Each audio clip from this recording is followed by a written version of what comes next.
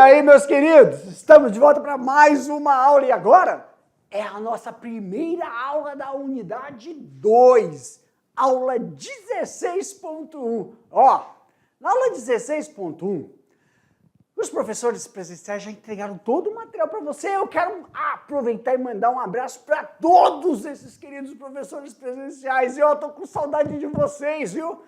Tô sabendo que a gente vai se encontrar aí, ó, até o final do ano, hein?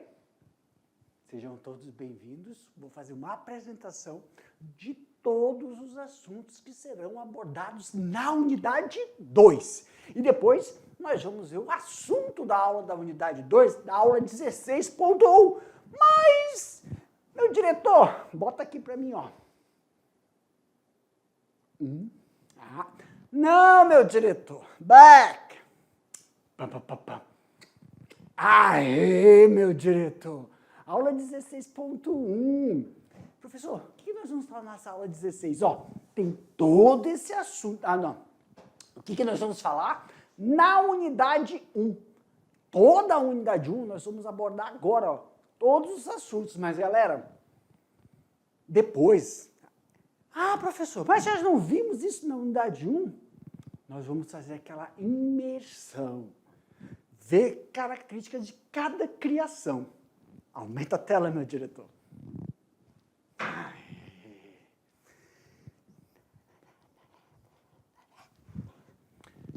Professor Jefferson, oi. O que vai ser abordado? Na unidade 2, manejo e criação de coelhos. Manejo e criação de ovelhas. Manejo e criação de cabras. Depois, meus queridos, nós vamos falar sobre suinocultura, parte 1 e 2. Vamos falar sobre manejo e criação de bubalinos, parte 1 e 2. Manejo e criação de bovinos de corte, parte 1, parte 2. Manejo e criação de bovinos para leite. Então, tem as suas especificações.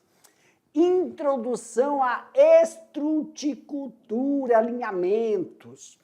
Vamos falar de... Lembra de apicultura? Nós falamos de apicultura na unidade 1, só que agora nós vamos fazer essa imersão, aprofundamento na área.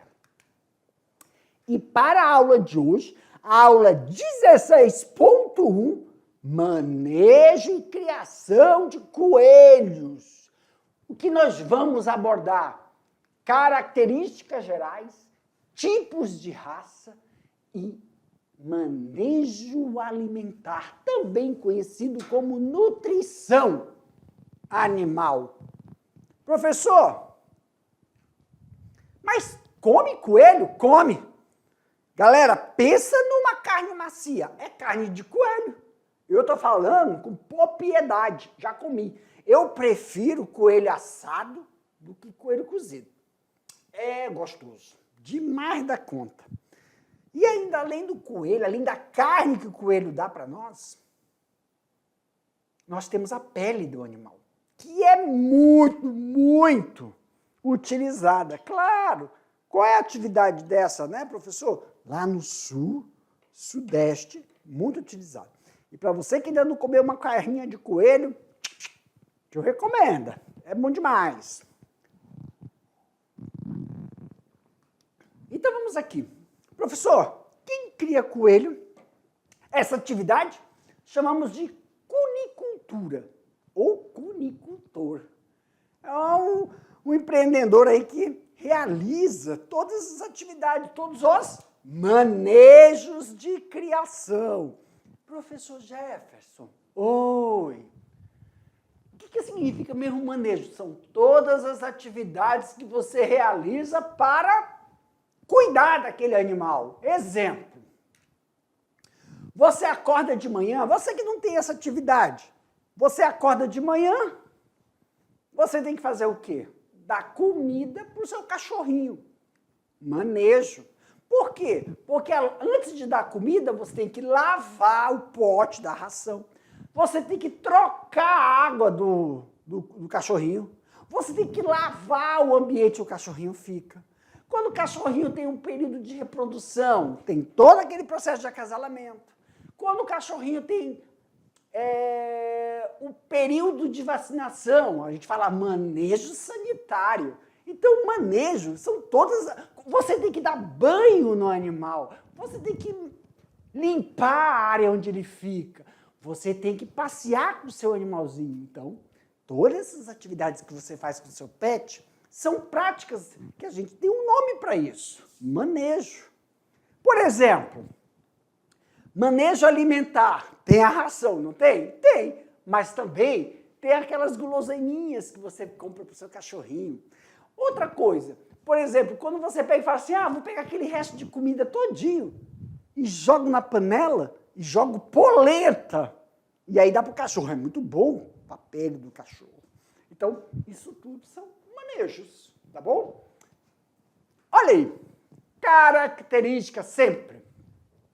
Sempre nós vamos começar com o quê, professor? Sempre nós vamos começar a entender o comportamento animal. Professor Jefferson, por que é importante? Por que é importante falarmos do comportamento animal? Para que desta forma possamos compreender e entender as necessidades desse animal dentro do ambiente natural dele e transpor esse comportamento para um sistema padronizado.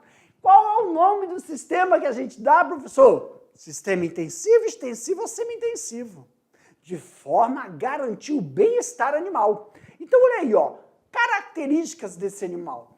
As orelhas são compridas e podem medir até 100 centímetros, cauda curta, patas da frente são mais curtas do que as das de trás e os dentes incisivos crescem sem parar. Professor Jefferson, por que isso é importante entendermos a morfofisiologia desse animalzinho? Meus queridos, uma das características que temos que ficar atento é os dentes incisivos. Don't stop. Don't stop. Por que, professor? Porque se a gente sabe que os dentes dele não param de crescer, a estrutura da cunicultura, que é as instalações do coelhinho, tem que tomar cuidado. Por quê? Porque ele rói tudinho. Ele rói. Ele acaba com o ninho, ele acaba com a maternidade, ele acaba com o local onde a gente coloca a nutrição, como é que a gente chama aquele negócio para colocar a ração do gado? Coxo! E outra, eles fazem buraquinhos para se... Como é que fala? Para se proteger. Então, o ambiente tem que estar preparado para isso, porque eles, se você não tomar cuidado, não adianta cercar, eles fazem buraco e fogem. É um comportamento do animal fazer toca, toca, toca. Don't speak with me, please, director. See me, my darling. How do you say in English? Fugir. How do you say? Como eu falo? How do you say in English? Fugir. Oh, minha diretora, pay attention, my director. Então, o coelho foge. O que o professor já está falando? Se é um comportamento do animal fazer? Toca, aqueles buraquinhos. Então, nós temos que conhecer o comportamento do animal, porque isso vai influenciar onde? Na forma que você vai instalar. Como é que chama o local onde cria o coelho? As instalações? A cunicultura. O cunicultor cria de coelho. As instalações da cunicultura. I have two directors in my place. I have two. Anybody talk to with me? Nenhum deles falam comigo. Anybody. Vou mandar aprisionar todos os celulares, todos.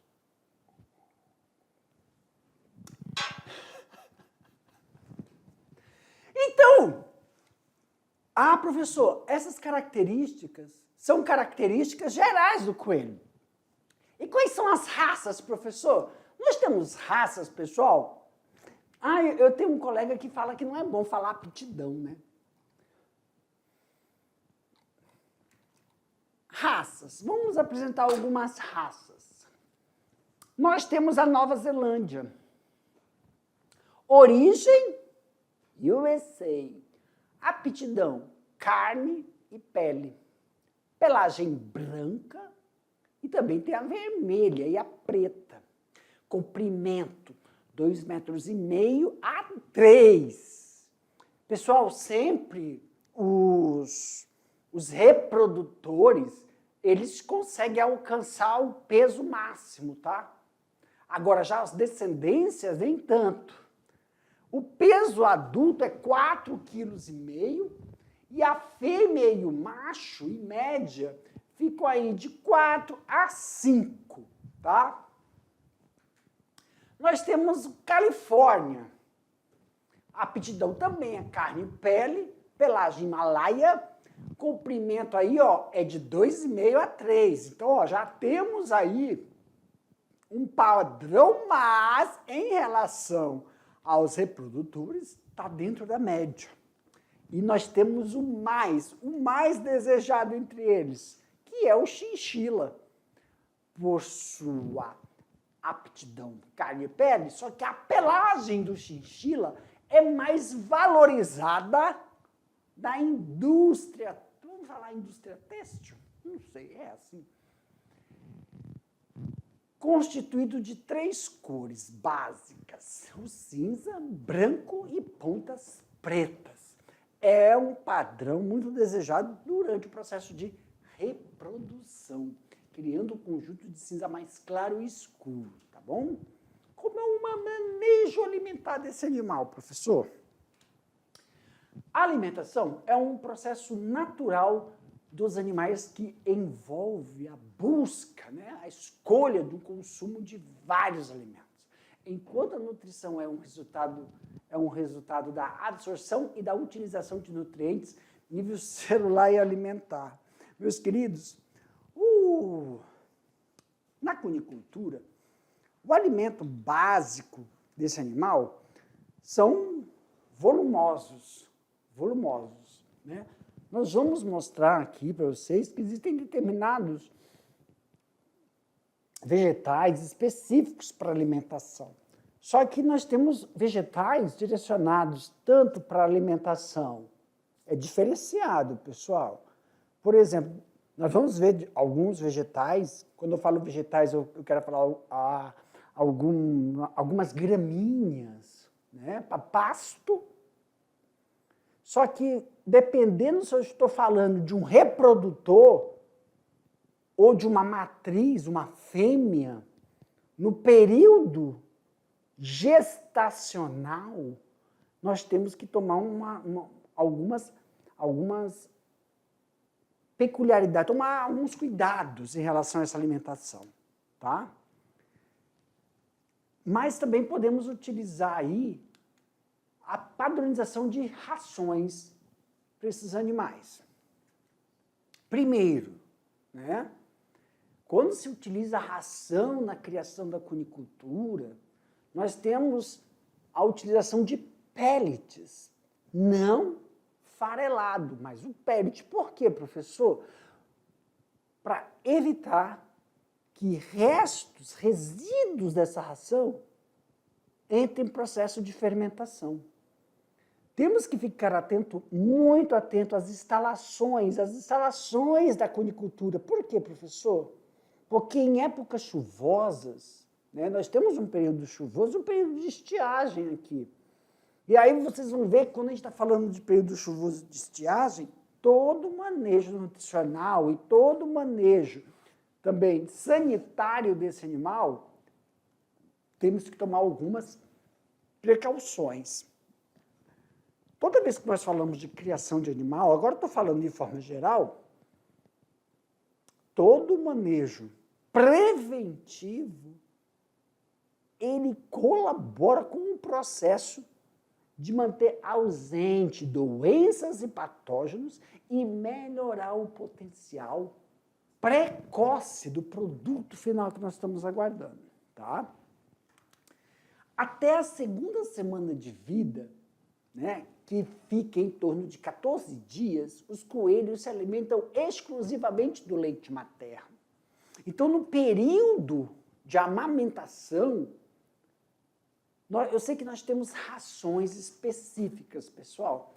Para o sistema de criação, nós temos rações específicas. Ração para reprodutor e a matriz, ração para desmame, ração para creche e a ração de engorda ou terminação. Só que determinadas criações, em determinado período da fase que está passando, nós temos que utilizar um suplemento. Então, se utiliza, sim, determinadas forrageiras para melhorar o período de lactação. Mas deixa eu explicar uma coisa. Quando uma coelha, né, a fêmea está em período de lactação, não é o período todo, tá? Por quê? A fêmea, pessoal, a importância da lactação na criação é só o colostro. Temos que ficar atento nas 2 até a 3ª semana, porque o filhote, para ele fazer um desmame, para ele começar a comer algo sólido, tem um processo fisiológico.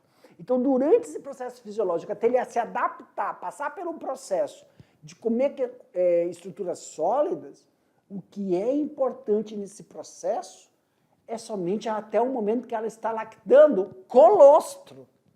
Fora isso, você está gerando uma situação que não é tanto vantajosa, porque o objetivo do colostro no sistema de criação é dar aquela imunidade para o animal. Porque não é só vitaminas, não só a gordura que vai ajudar o processo de desenvolvimento, mas também os anticorpos que vão se desenvolver durante essa obtenção do colostro para questões do ambiente das instalações. Da 2ª à 3ª semana, que vai entre os 14º até os 21º dias, começam a provar alimentos sólidos. Então aí, ó, nós temos umas 2 semanas, né, que ele vai estar no processo de absorver esse colostro da mãe através da amamentação, mas logo após isso tem o período de transição do processo de alimentação. E aí sim é iniciado esse desmame do leite. E claro, tem que tomar muito cuidado com esse processo. Por quê? É que nós ainda não tivemos a aula de suinocultura, mas passa por esse sistema, suinocultura. Por quê? Para evitar o quê? Diarreias. Isso é importantíssimo no período de transição da amamentação em coelhos e em suíno, evitar diarreias durante o período que está finalizando a amamentação e iniciando a nutrição sólida.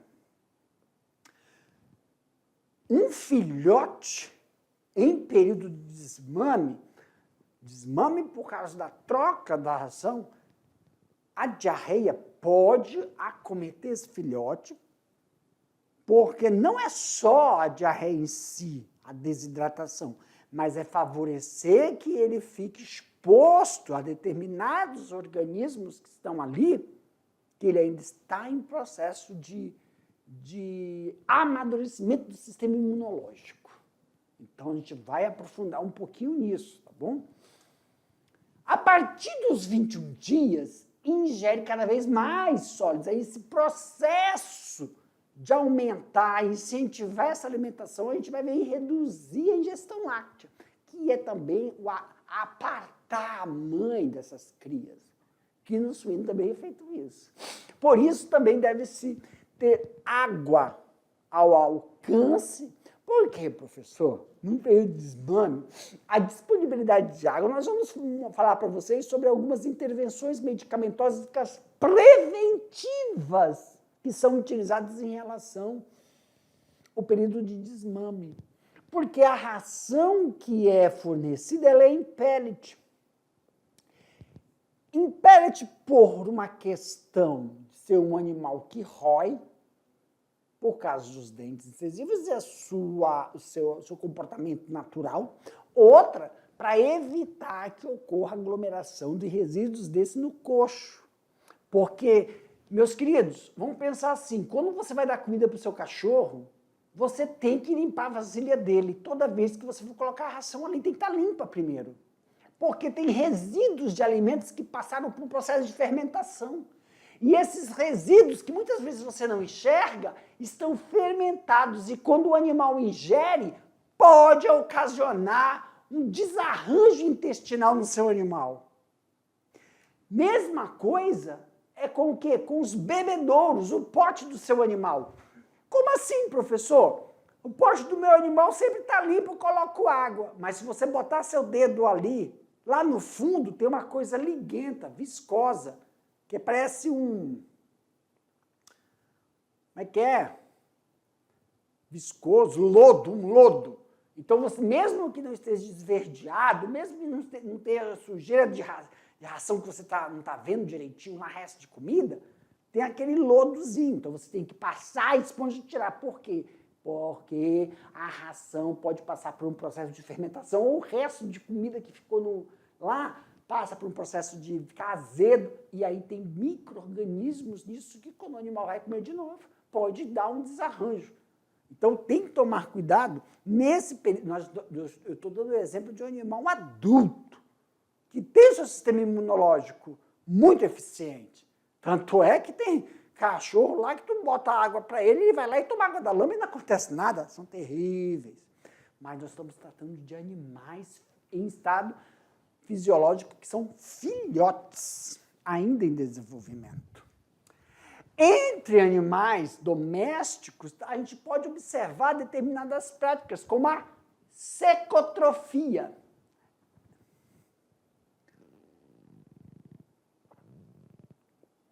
São ingestões de restos, né?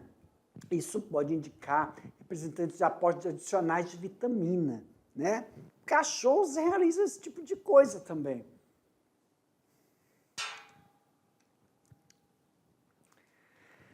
Grande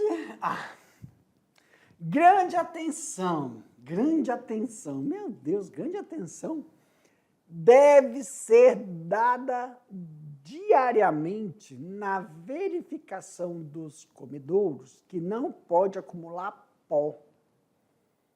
Uma vez por semana, no mínimo, o cunicultor deve retirar as sobras da ração dos comedouros e limpeza. É o que eu comentei para vocês. Mas, pessoal, aqui está falando uma vez por semana. Uma vez por semana, em época de estiagem, mas em época que a umidade do ar está alta e que é época chuvosa, você tem que ficar mais atento. Né? Porque aqui a chuva aqui não é chuva, meu querido. Aqui é tempestade, temporal. E aí tem aquele vento que leva gotículas, né? Espalha a água. Isso aquilo cai no coxo, pode passar por um processo de azedar. Principalmente quando você está trabalhando somente com ração. Não é isso? É. E, claro, os bebedouros. Tomar muito bebedouro. Tomar muito cuidado com esse processo. E sempre, meus queridos, ficarem atentos ao quê? Ao comportamento desse animal. Porque muitas vezes ele está ali, ó, meio show. Porque quando a gente sabe o comportamento de animais que são ativos, quando ele começa a ter um comportamento de se isolar, isso sinaliza um início de uma sintomatologia que, se você deixar, né, para lá, vai, daqui a pouco ele vai melhorar, pode ocorrer como é que fala? Um animal está ruim ali e aí ele disseminar alguma doença através do quê? Dos dejetos, das fezes. Porque as fezes dos coelhinhos, elas são várias bolinhas. E as bolinhas não podem estar igual na primeira, tudo grudadinha ou pastosa. Elas são igual de cabra, soltas. Não são secas, são úmidas, mas soltas. E aí, se você vê alguma alteração, eu estou falando da fase infantil, lá, juvenil. Ah, professor, e os coelhos adultos? Porque o coelho adulto, quando você já vê alguma coisa, pessoal, diferente, uma intervenção medicamentosa rápida é eficiente. Agora, em filhote, se você não tomar cuidado e ter atenção, eles ainda não estão com o sistema imunológico do sistema gastrointestinal fortalecido. Tá? É necessário que seja utilizada 2 tipos de ração, sendo uma para reprodutores e outra para engorda. Professor, oi. O senhor não falou que era 3? Vamos lá. Uma ração é para reprodutores.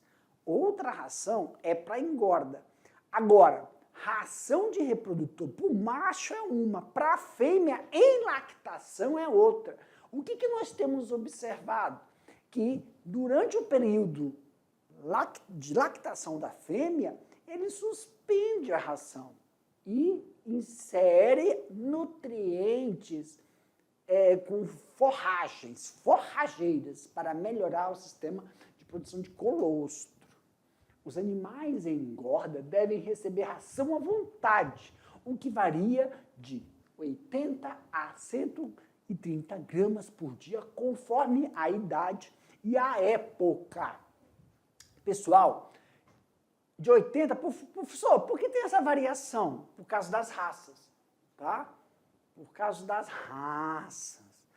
Por causa das raças. Então, dependendo da raça, e meus queridos, não é só corte, tá? Corte que eu falo é a carne. Não é só corte. A pelagem, principalmente o Himalaia. Quando a gente está falando aqui de nutrição, calma que daqui a pouco a gente vai falar sobre o sistema o ambiente. O Himalaia, olha uma coisa muito importante. É uma criação que você não tenha aí lá, dar banho em coelho. Não existe esse negócio de dar banho em coelho, é igual gato. Só que tem que prestar atenção uma coisa. O Himalaia, ou o chinchila, desculpa, eu falei Himalaia. Professor, mostra de novo o chinchila. Eu acho que eu não estou lembrando como é que ele é. Esse é cabra aqui, ó. O chinchila. Tá bom? Quando eu falar chinchila, é esse aqui. Então, esses animais, a pelagem dele é igual o cachorrinho. Lembra? O seu cachorro, quando é um pastor alemão, qualquer um aí, tem que tomar muito cuidado. Por que o senhor fala de raça, o senhor não fala dos cachorros que são vira-lata? Porque eles têm um sistema imunológico epidermático muito eficiente. Você não vê, muito raramente, um cachorro com problema de pele. Então, a nutrição desses animais também tem que favorecer o sistema imunológico da pele, do pelo desse animal, para que não tenha alguma obstrução, porque você perde economicamente se for vender o pelo, né? Então, também não é só para engorda. Já os animais em reprodução, sem filhotes ou no início da gestação, não podem receber ração à vontade. Então, tem esse período em relação às matrizes sobre a disponibilidade de ração. Por isso que é feito o desmame. Professor, esse negócio de sobrepeso pode afetar o processo gestacional do animal? Não o processo gestacional. O que prejudica é o processo de cio. Alguns, por exemplo, tem cachorros que entram em cio, mas é cio silencioso. Por quê? Isso só acontece com cachorro de raça. Ai, por quê? Ah, isso é uma outra história.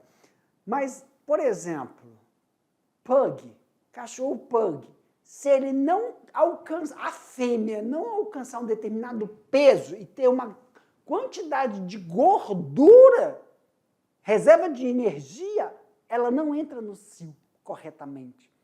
Então, existem determinados animais, fêmeas, que elas têm que estar, sim, em um determinado peso e quantidade de gordura de reserva, energia de reserva, para que o ciclo de ovulação ocorra, tá bom?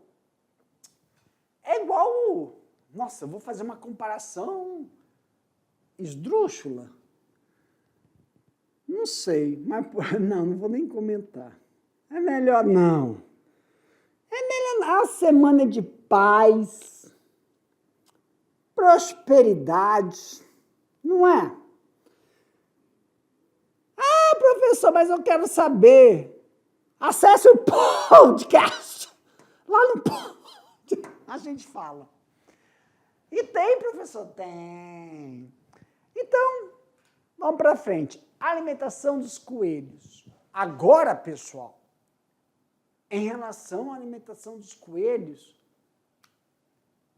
são voltados para engorda. O coelho é um animal herbívoro. Professor, oi, o que é isso? Pessoal, eles conseguem comer todos os tipos de nutrição de origem vegetal.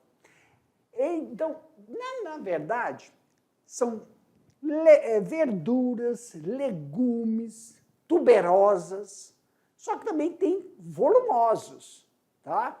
Eles conseguem forragens, né? Os volumosos, toda vez que eu te falar volumosos, é a forragem, determinadas forrageiras. Só que, professor, eles têm a capacidade, né, de absorver proteína e nutrientes advindos da celulose, de vegetais. E quando a gente fala de grãos, não são todos os grãos, tá? Mas muitos aí são legumes, verduras, tuberosas, né? Ai, professor, falando disso, a cenoura, eles comem muita cenoura mesmo? Não só cenoura, até beterraba comem. Mas o que se utiliza muito na cunicultura, principalmente em fêmeas, é o couve, tá? Se tiver, é melhor a utilização da couve. Forragens. O objetivo principal das forragens é atender a necessidade das fibras para os coelhos, mas também deve se atender a necessidades nutricionais, produção da matéria seca, ausência de elementos tóxicos, boa palatabilidade e também evita odores, sabores e texturas, boa digestibilidade. Isso, claro, vai proporcionar uma rusticidade e resistência à praga e doenças. Diversas forrageiras podem ser utilizadas. Em destaque aí, ó, ramim, soja perene, gandum, alfafa, gramíneas, restos culturais, como palha de feijão, arroz, mas aí tem que tomar atenção, hein, pessoal? A origem desses restos restos culturais, isso mesmo. E pequenas porções de verduras. Professor, por que pequenas porções de verduras? Porque as verduras, na grande maioria das vezes, é direcionada somente para a lactação. Aqui a gente está falando, em geral, para a forma de ganho de peso. Água representa 70% do peso corporal do coelho. Se o animal perder aproximadamente 10%, ele pode entrar em estado de desidratação, dependendo da fase de desenvolvimento, morrer, né? Ou causar uma determinada infecção. A necessidade diária de água para um coelho é de 125 ml por quilo do peso corporal. Quando está doente, tende a consumir maior quantidade. Agora, as matrizes, após o parto, podem praticar o canibalismo, ingerindo suas crias para suprir a falta de água, não só água, mas também nutricional. Então tem que tomar muito cuidado para que não ocorra esse processo quando ela tende a perceber que não conseguirá suprir a nutrição desses animais na época da lactação, tá bom? Fibras. O coelho não aproveita as fibras brutas de alimentos como equinos, não é todas, só 80%, tá bom? Então, tem que tomar cuidado em relação aos processos de adequação e disponibilidade desses nutrientes. As exigências proteicas variam conforme o animal, seu estado de saúde, sua idade. e o objetivo, né, da sua criação, se é para só corte, se é só para produção de pele. Então, fica em torno aí de 10 a 12%. Os coelhos em crescimento, as fêmeas em gestação ou crias necessitam de maior quantidade.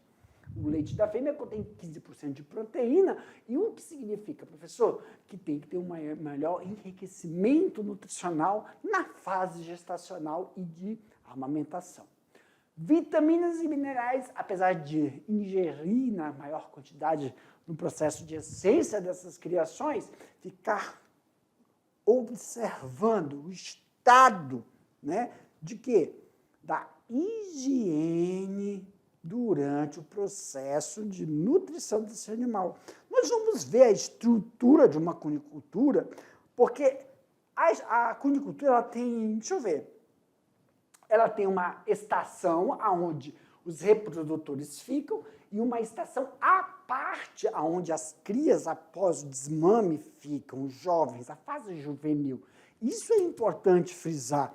Por quê, professor? O ambiente onde eles estão e as fêmeas, quando são separadas em relação ao parto, têm que passar por um processo de higienização para evitar a transição de micro-organismos de setores distintos. Isso favorece o quê, professor?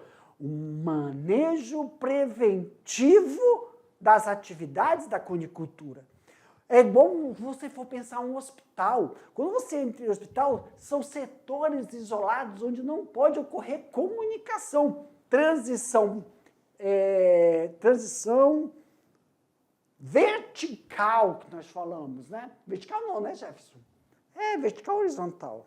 Transição vertical de patógenos ou micro-organismos específicos de uma área da cunicultura. Então, nas instalações, vamos ver estruturas de higienização que são normais de se encontrar dentro das instalações, tá bom?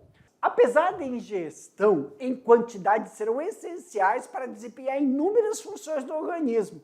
Então, as vitaminas e minerais, pessoal, elas são essenciais para os reprodutores, elas são essenciais para a matriz, que está em amamentação. Agora, vitaminas e minerais na fase adulta não tem tanta necessidade quanto na fase juvenil. Isso que é importante na nutrição dos coelhos em relação à fase de desenvolvimento. Ou nós estamos falando de reprodutores, cuidado, porque essas vitaminas, a nutrição de macho é diferente para a fêmea. Claro, na fase de amamentação e na fase do desmame da cria e recria, que vai para a engorda, também são fases diferentes, tá bom? Meu diretor, para mim, isso, meus queridos, finalizando aqui a aula sobre cunicultura, daqui a pouco eu te volto para fazer aquele bate-bola jogo rápido, porque teremos atividades.